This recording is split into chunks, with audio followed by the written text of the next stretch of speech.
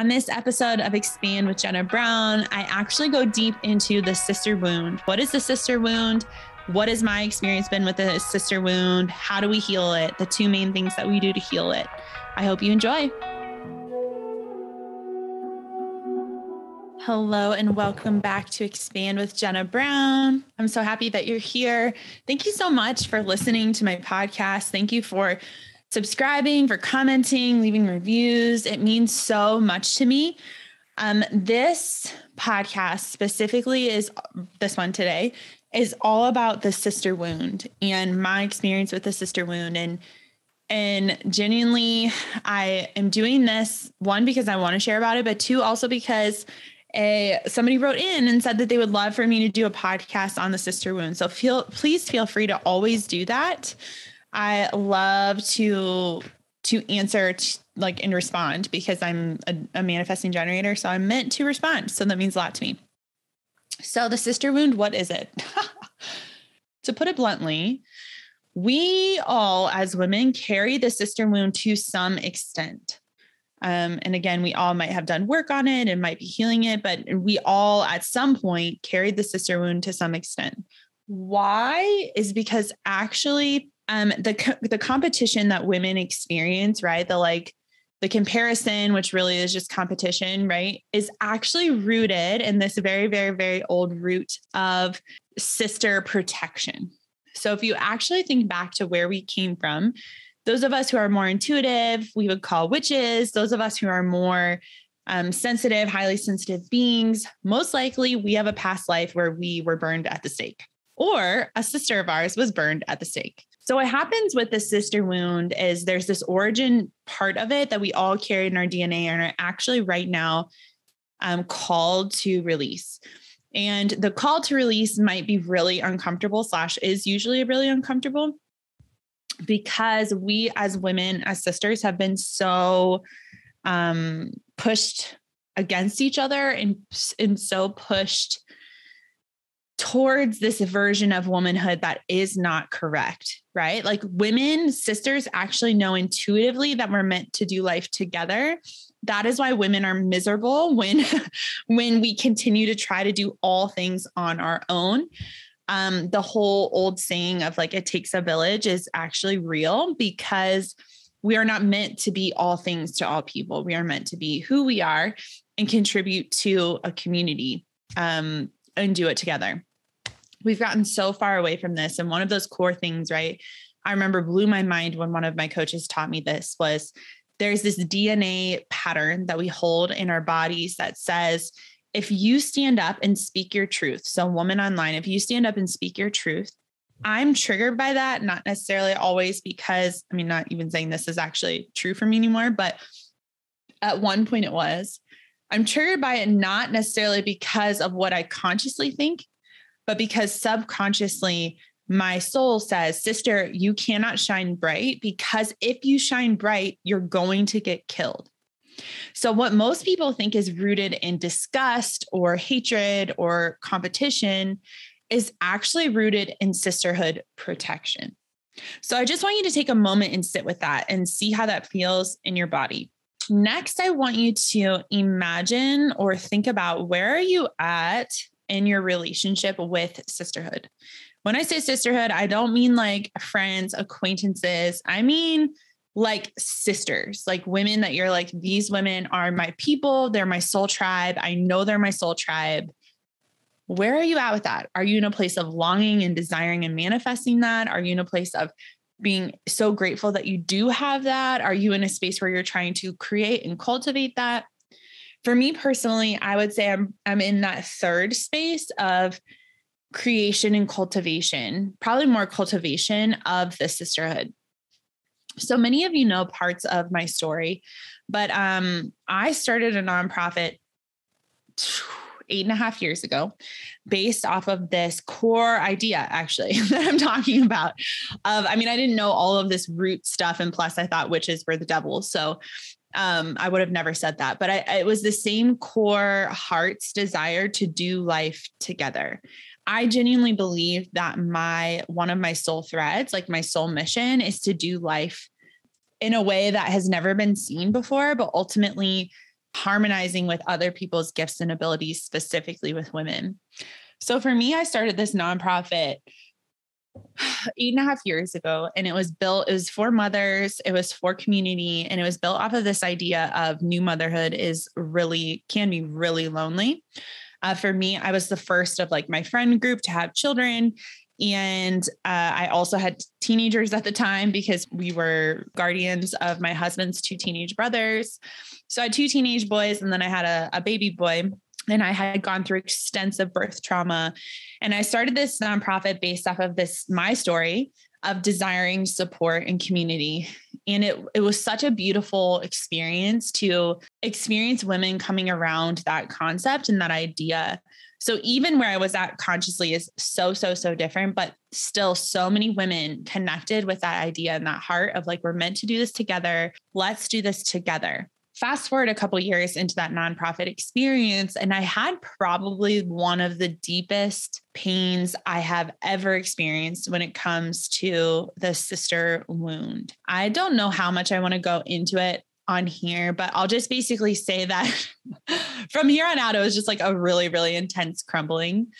But I had a group of women that I would say I was closest to in the nonprofit that I really, really cared about. They all gathered together and got together, and they wrote out this entire essay, I don't really know what to call it, of how I was basically a fraud and how I was like the Antichrist, and how I was the worst. And it was super, super painful to realize that women that I had invested in for years and years and years had got together behind my back and wrote out all of my bad qualities and had made up their minds about me in this way that was like super, super painful. The most bizarre part about it was that I gaslighted myself that whole time because I like didn't allow myself to feel pain about it. And I was really, really Christian at the time. So I was very much like, this is part of my cross that I have to bear. And this is just what it means to follow Jesus, and people are going to hate you. And now I'm like looking at what they said and I'm like, yeah, they were probably right about everything. But, at the time it was super, super painful. And I didn't acknowledge that. I didn't realize how much that actually really, really hurt me. Yeah. I mean, these were women that I invested in for years, like probably 4 years, I think at the time, consistently every day for free. Had invested in these women in their lives. And so it was super painful and really hard to hear like people that I thought loved me all of a sudden thought I was the devil. So it was very weird. And yeah, so anyways, on that experience, as I processed through it, I really like came with that filter, that subconscious religious filter of this is all for the glory of the gospel and for the cross. And I just suffer just like Jesus did. And I'm misunderstood and blah, blah, blah. And I ended up literally facilitating a conversation one-on-one with each one of those women and being like, I forgive you. And here's where I'm coming from. Where are you coming from? And now I look back and I just laugh because I'm like, the fact that I even tried to repair that is fascinating to me. And it just kind of shows you the caliber of people that I was attracting. And then fast forward as the nonprofit like began to crumble, there were so many different relationships that were falling out. Some of them with people that were literally like so close to me, more so than even the people that I served, but people that I had been in a relationship with years and years and years, people that were family. And as I started to deconstruct my religion, I mean, that just was like a whole other game of the sister wound, right? Like, y'all, I'm a fucking witch. And I came from Christianity, evangelicalism to the max. So yeah, to say that I haven't experienced the pain and the backstabbing of the sister wound is an understatement. This last year, I went back to Ohio. Or maybe it was last summer. And I found out from 2 of my good friends that my board of directors from the nonprofit had basically told everyone that I was stealing money from the nonprofit. And that's how this is the way I understood it to be. that's how I was living, like the wealthy lifestyle that I was living, because I stole a bunch of money, which is the funniest thing I've ever heard in my life. Because when I worked at this nonprofit, I didn't make any money. We raised our support. We lived off of $600 a month. We lived in someone else's house at the time, but I'm so sure that I stole money. Like I literally donated all my time and I donated money. I literally donated part of that $600 to the nonprofit. Like I'm pretty sure I'm not the type of person that would steal that money so I could go live my dream life. Anyways, it was the most shocking and bizarre thing to like kind of see that come full circle close of just how pathetic and petty people can be when we decide to move on, when we decide to do something different, when we decide to shift. And for me, because I was in such a religious space, I basically just left everyone. I mean, a lot of people were really hurt, and I get that. But I had to for my own sanity. I mean, I literally was in a community where, those people would literally, I did try for a long time. I tried to keep those relationships and have these conversations, but I'm such an authentic person that I cannot be fake. And so to try to sit with someone and tell them what I was actually going through and being like, hey, did you know that this is not actually in the Bible? Blah, blah, blah. And it just was constantly like, but where are you at with Jesus? And like, do you still love God? And I'm like, sure, I guess, but like, you're not hearing what I'm saying. Right. So anyways, long story short, we went from having, I would say probably consistently like 50 to 60 core people in our life. Like that's a lot of people as an adult, I feel. We had developed so many different communities, but they all were circled around religion. So when we left religion, it basically was like pulling out that like bottom domino and everything just fell. Right. So we went from the space of having so many people in our lives that like we loved and thought really loved us and all of those things, to then like we pulled out that domino of like, actually, we're not religious anymore. And poof, like they were all gone, which is partly me doing, like partly I was protecting myself. A huge part of me was protecting myself actually from backlash and pain from Christian people. I mean, if you are identifying as Christian and listening to this, like, I don't mean to group you into this, but the group of people that I came from is very much like, you must be like us and we're going to love you, quote unquote. I'm using air quotes, but we actually need you to become like us. And so we're going to be your friend or quote unquote minister to you so that you can be like us. And I know this because I was one of them. When someone did what I did, I mean, I would spend hours praying for them and I would spend hours like pleading with God that they would come back to the truth. And I had the most awkward conversations. Like I couldn't even explain to you, and probably shouldn't, because what if those people are listening? Oh my God. I had the most awkward conversations with people that I've ever had in my life, of like the awkwardness. If you've ever experienced your spiritual awakening, you know what I'm talking about when you're like in a different dimension and you're talking to people that are in a different dimension that you used to be in. And they're like, why aren't you in here? Like, why aren't you talking the same? And you're like, are you like literally you're looking at them like, what in the world? Like we are literally living on two different realities, right? Now I know that like very clearly. I experience that all the time, but I mean, back then I didn't. And so it was so bizarre when I would have these conversations, and the things that people were programmed to say about religion and stuff were just so fascinating. I just couldn't even, I mean, they're fascinating now. At the time I was like triggered as hell, but yeah, it's just super fascinating to me the way that like that whole the religious programming works. So anyways, so there's my sister wound.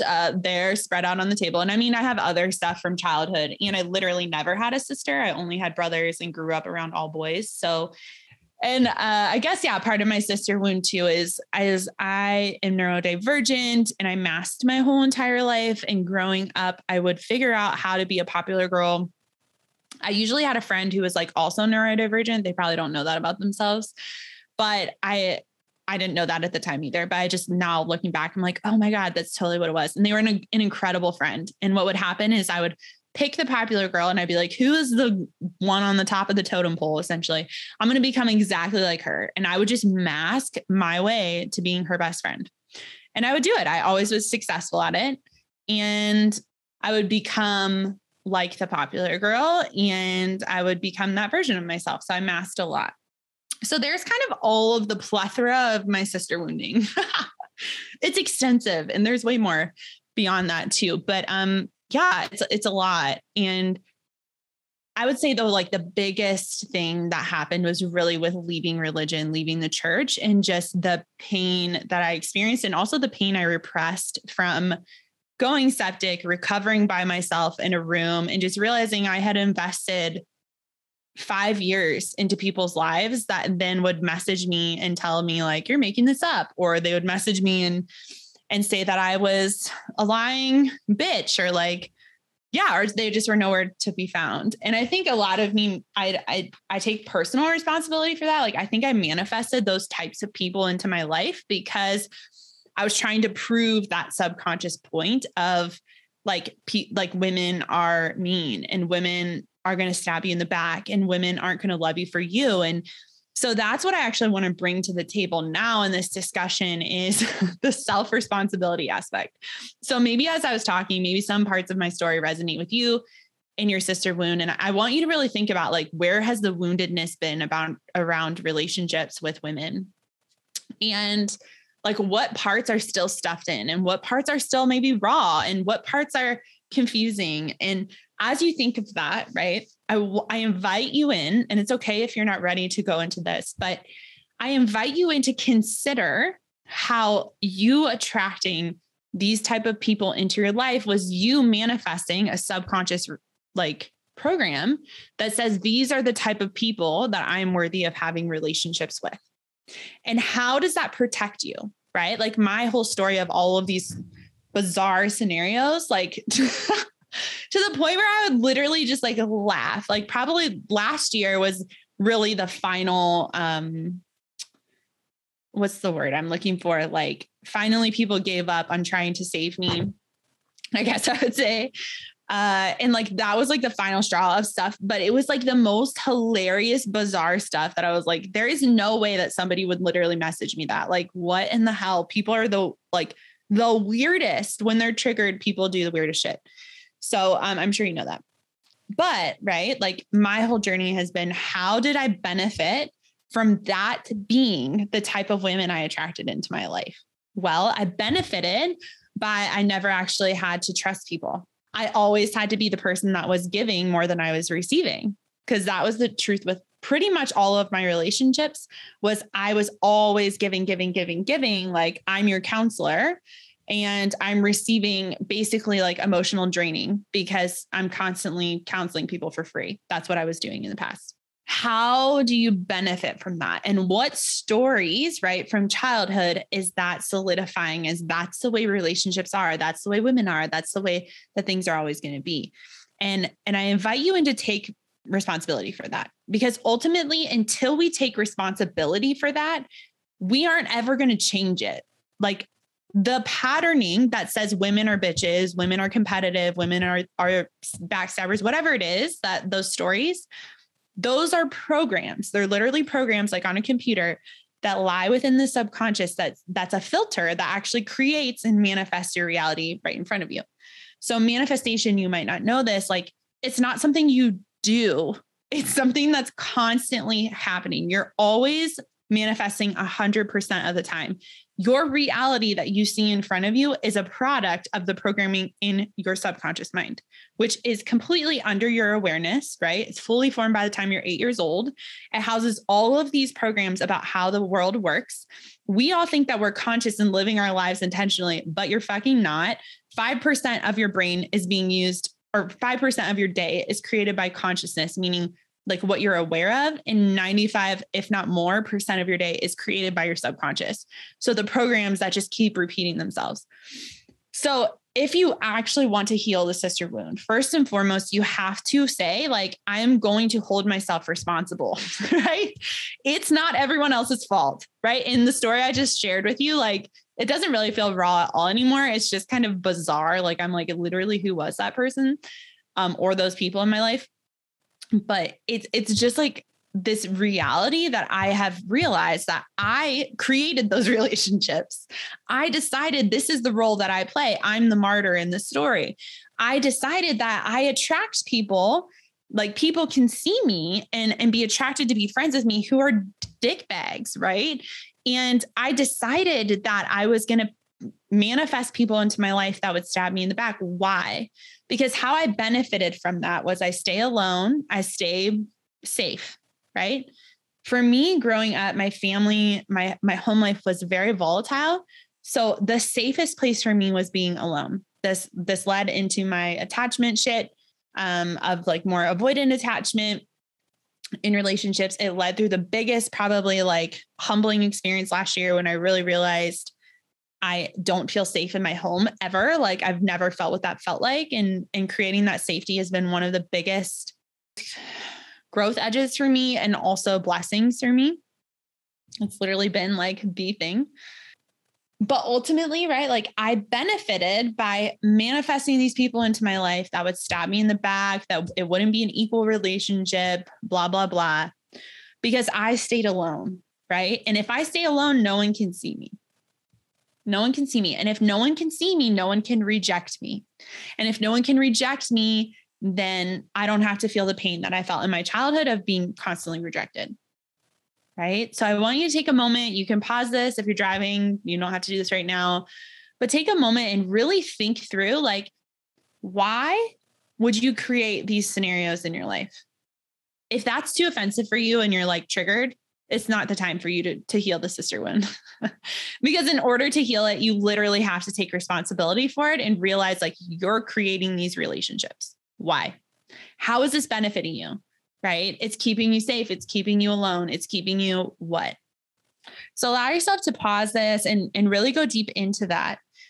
So first and foremost, we begin to heal the sister wound by taking full radical responsibility for the scenarios we're creating in our life.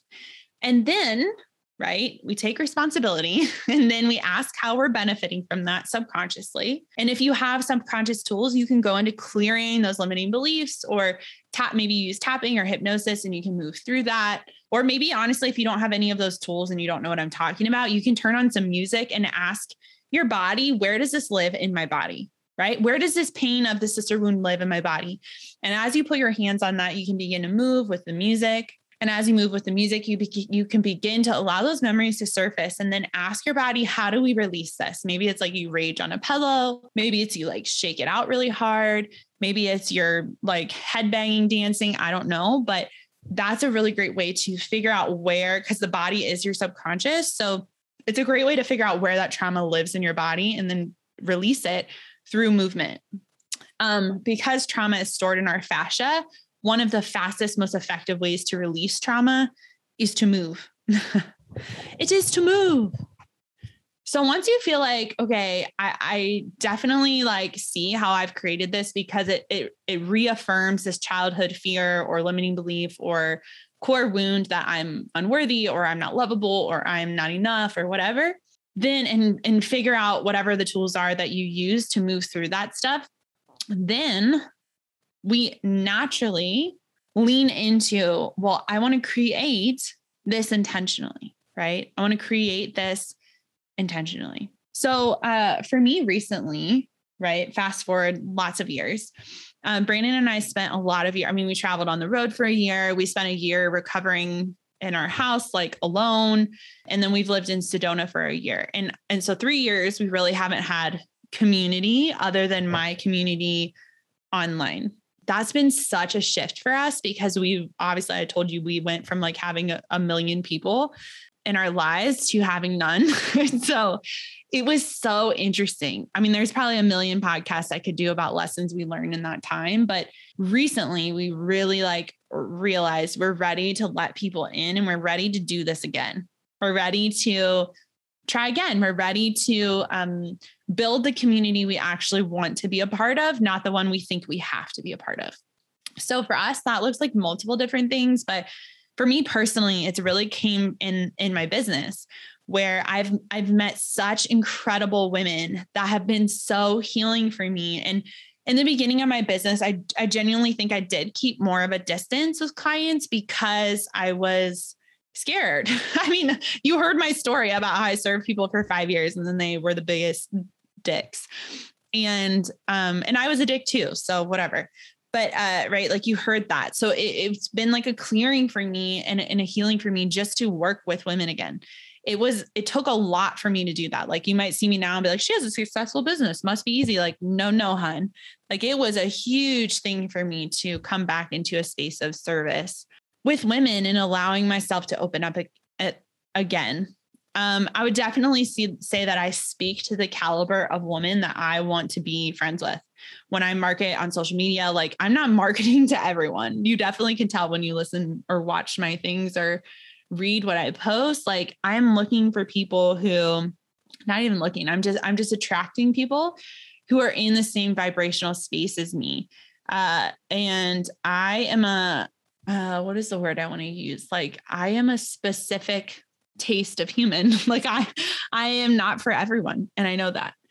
So, as you consciously heal the sister wound, right? You're healing the sister wound through doing the work of realizing like, why did I attract those scenarios? Like, why did I create those scenarios? What core wound is that really solidifying by those relationships, right? And then you move into really honestly, the only way I believe you can heal the sister wound, which is allow yourself to try again. For me, that's looked like running a business again. For me, having really, really, really strong boundaries with my medicine, who I allow people to be in my field. Like I don't coach for free in the DMs. I don't do discovery calls. Like there's a lot of stuff I don't do in my business intentionally because I protect my energy like a hawk. I don't just become best friends with people and hope they'll buy from me. Like I don't become friends with anybody at all until they buy from me, pretty much. There's a lot of things that I do differently. And that's just because my first time around in my nonprofit, I did everything for free. And it was extremely, extremely draining. So karma has been one of my favorite things to play with of like, what am I consuming? What are they consuming? How am I contributing to their like overconsumption, all of those things. But one of the biggest ways for me that genuinely has been a huge catalyst in healing the sister wound has been having sisters, women who are part of your soul tribe. You're never, ever going to attract those people that you're like, we are part of the same soul fragment. Like, I know that for a fact. Like, you could be a client or not a client. You could go here, you could go there, but I know we are part of the same soul fragment. Like, I know it. We're the part of the same soul tribe, right? And that goes beyond like client coach relationship. It goes into this space of like, we were meant to do life together, whether that's online, whether that's a business partnership, whether that's a business idea, whether that's as a client and coach, whether that's like you move onto my land in a year, whatever that is, it's still what it is. I never had that before. Like genuinely, I pretty much feel like the majority of my relationships, my whole life were me pretending I'm not as conscious as I am. Like trying to make it so that I could fit more into a human paradigm. I'm trying to look for the right words, but it's been more of like, how do I become less like me? Like, how do I become less spiritual? How do I become less conscious? How do I become less aware and in tune and intuitive and psychic? And like now the women in my life that, yes, so many of them are clients, but now the women in my life, like genuinely are doing the work. Like they're not just women that are like, Jenna, do the work for me. They're doing the work. Like they also are coaches and healers. They're constantly moving through shadows. They're constantly showing up for themselves. Like they take care of their bodies. They take care of their families. They don't live their lives like martyrs of like, oh, the life is just happening to me. Like they show up for the fucking thing. Right. And that wasn't really what I had experienced before, at least not like in totality. Most of what I had experienced was people's lives blowing up and me trying to like pick up pieces. And so now it's just so beautiful to be a part of relationships that I genuinely feel are healing for me as well. So I just hosted, well, technically it was the second retreat I was a part of, but the first one I got COVID and couldn't be there. I was super, super unwell for that retreat that we did in Sedona in November. But this retreat that I just did in May, so not that long ago, was so incredibly healing and nourishing for me. I had 3 women who have been with me in some form or capacity, really since the beginning of my business or right around there. And it was so nourishing for me to just spend time with them. Like we didn't have a giant agenda. It was more of just living life together and really was so inspiring to me as to where I'm moving in my business, where I'm moving like physically, like where we want to be and what we want to create and cultivate. And so I'm really in this space of just reflecting on that beauty, remembering that I love being with women in person. And I think that that's something that is important to heal the sister wound is like, yes, we all went through a pandemic. Yes, we all learned how to build businesses online. But a huge thing that I think is happening across the board is like those of us who went so full into that, building a business online, I mean, is we're realizing that we're like, yes, like I'm so grateful for that. But also I crave like human experience. The Instagram algorithm has fucked us up to the point of like where we're just, most of us are done. Like we're like just done, not with necessarily business or online business, but just the method and the way. And so for me, a lot has birthed from that, a lot of incredible conversations, a lot of business partnerships I see in the future of how do we create something that's actually healing and nourishing online rather than destructive and gross. And then also this online or in-person aspect, I desire, and I know literally like 30 people I can name off the top of my hands that or the top of my head that desire to have land and do life together. Like I desire to have physical land and have retreats on the land and work with other humans in person. Like the fact that I'm saying that, like, that's such a bizarre concept is kind of hilarious, but I desire to work with other people face to face and experience like real life community in person. So that's something that I'm cultivating right now. I'm cultivating it through my growth edge with my clients, where I'm starting to look at them less, not that I ever was like, you are just paying me money, but less of like, you're my client and more of like, you're part of my soul fractal. And the fear of doing that for most of us is if I do that, what if they leave? Right? Like we don't do that because of that subconscious wounding of like, they're going to leave me. And I really realized like, they can't leave me. They can't. Like if we're all part of the same soul fractal, sure, maybe they're not paying me right now, but like they can't leave me. Like we're in the same space together, even if we're in different parts of it or different edges of it or whatever. And that's been such a growth edge for me, especially coming from the space I came from in religion of like, you have to be this way and this type of leader or else everyone's going to leave. And then vice versa of just being like, I would rather leave everybody than change and everyone have to see me change. And it's been really healing for me to go through this awakening. Like, I don't really know what to call it, a social media awakening or something. It wasn't like my religious deconstruction, but more of like business and social media deconstruction that I'm still going through, where I feel like it's been very public and I've shared it with like all of my people. And, it's been vulnerable and an edge for me where I'm like, whoa, I could just leave. Like I could just turn off my social media and dip the fuck out like I did when I left the church, but I'm not doing that. I'm like still here. I'm still present. I'm still on social media, but I am asking and inviting those of you that are interested and feel drawn to it to come in with me to build something else. And not it's this place is like Jenna is the king, but more of like, we're all fucking queens. Why are we doing it this way? Like, why are we building a hierarchy, each of us to ourselves, like the man told us to? And why don't we use our innate feminine wisdom to build something together? And I think that that's happening for me, at least it's happening in an online space and in my business, but also in a tangible physical space where I'm just so over this bizarre model of like, everybody does life on their own. And like our kids, just so many of the things that'll have to be for another day. But I think the root of most of our suffering is so much of it is like attachment to what we think it should be or should look at like, but also I think so much of it is because we don't allow ourselves anymore to have space to have real relationships because relationships can be painful and hard. And we live in such a society that's obsessed with quick fixes and fast food and jumping from thing to the next thing. And one of the things that I'm really proud about in my business is like the majority of my clients stay with me for a really long time. And I think that that's so cool because most people I talk to, they're like, how do you keep all these clients? And I'm like, I don't know. I guess like I love them and I evolve and I allow my offerings and my spaces to evolve so that they can keep coming into them. Like, I don't just like solve one problem, although I know businesses exist and need to exist like that. That's not me.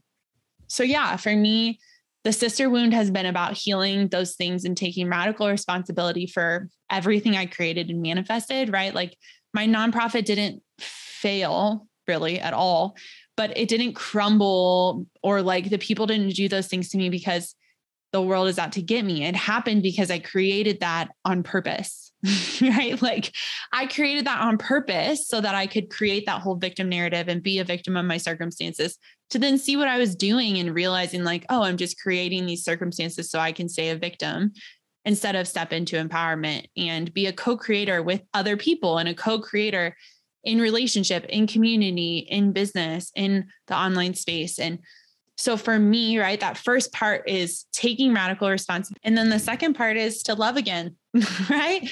Like you can't heal the sister wound without allowing yourself to have sisters.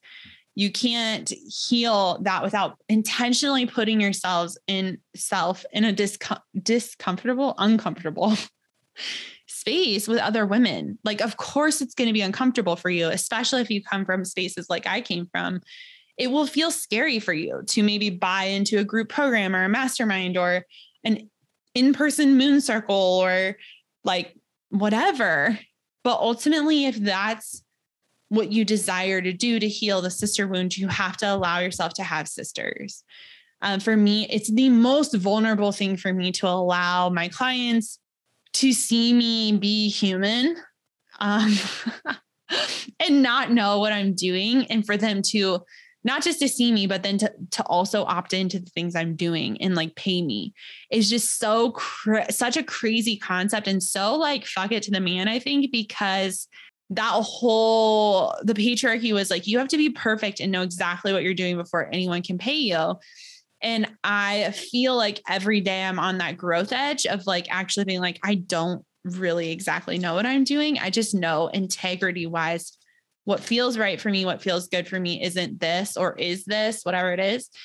And I'm going to share my real process here, not the sugar-coated one, not the ones like, and also I'm an expert, but the one that's like, no, like I'm just trying stuff here, y'all. Like it's working, but I'm just trying. And yeah, so I hope this is helpful for those of you listening who are like, I'm ready to heal the sister wound. It's not as hard as you're making it. It's not 300 subconscious processes. It's you looking at how do you benefit from not healing the sister wound, right?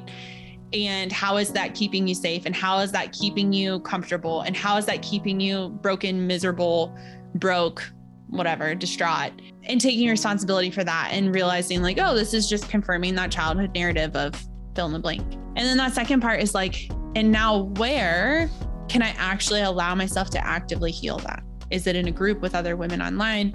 Is it a group with other women in person? Is it with that woman that keeps trying to be my friend? Is it by hiring a coach? Is it by coaching other people, right? Allow yourself to go to that growth edge and ride that growth edge, because before you know it, you'll look back and you'll be like, whoa, I can't believe I allow myself to do that again. I genuinely didn't think I'd ever work with women again, the way that I was burned, and not just those scenarios I shared, like more than I want to share on here. I genuinely did not think that I would ever work with women again. And here I am. So, that didn't happen overnight. It was that 1% growth edge shift of like, I'm going to allow this to be safe. I'm going to allow this to be safe. I'm going to allow this to be safe. I'm going to allow this to be safe. And now I'm still doing that. It's just like in way bigger strides, I feel like, than in the beginning, but still equally as beautiful. So allow yourself to be where you are on the journey. And ultimately, you can't heal the sister wound without being a sister. I love you all. I hope you enjoyed this podcast. And please subscribe, please share with your friends on social media. Please write in, let me know any other topics you'd like for me to discuss or share my story with, because that is my favorite thing to do, to respond to those.